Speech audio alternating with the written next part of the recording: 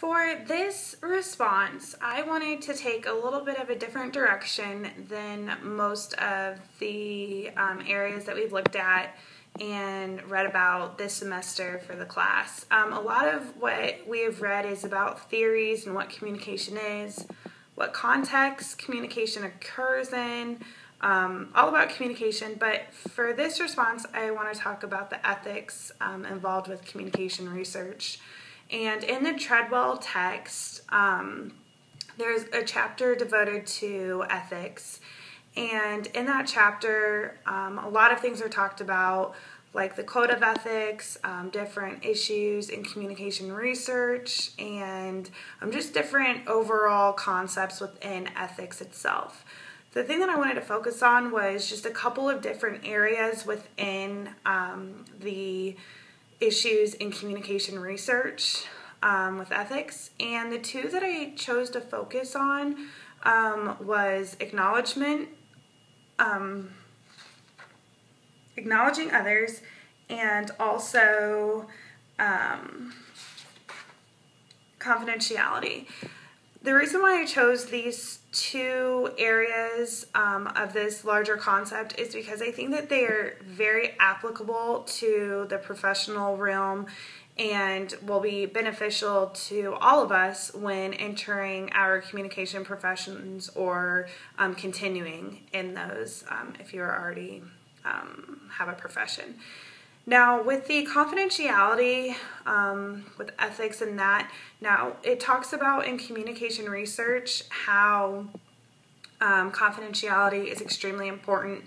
If somebody is participating in your research, you want them to feel that if you've told them that they are going to be held confidential, you want them to feel safe. People don't want to feel that their information will ever be leaked, or like in examples talked about in class, how if the research is kind of heated, or an organization, they're finding out the nitty-gritty and then maybe not so positive things within that organization, people don't want their name associated with anything. They don't want anything that can link them back to saying negative things about their organization. So confidentiality is extremely important, and with that can be taken over into the workplace. And as communication professionals, we are already knowledgeable about different theories and the context in which communication occurs. So we understand communication probably better than most people who haven't studied communication as a field or discipline.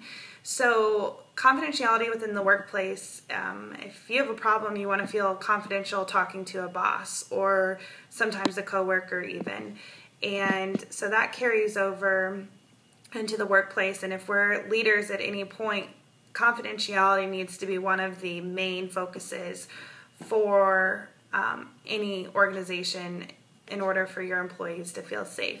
The next issue is acknowledging others, and in this chapter they talked about giving acknowledgement to those people who deserve credit. In communication research, Treadwell talked about how normally one person does not get credit for the research done. There are usually multiple people credited for the information and data and results and everything found and researched. So going along with that into the workplace, people want to be acknowledged, especially with the way things are these days in organizations. There's a lot of group work.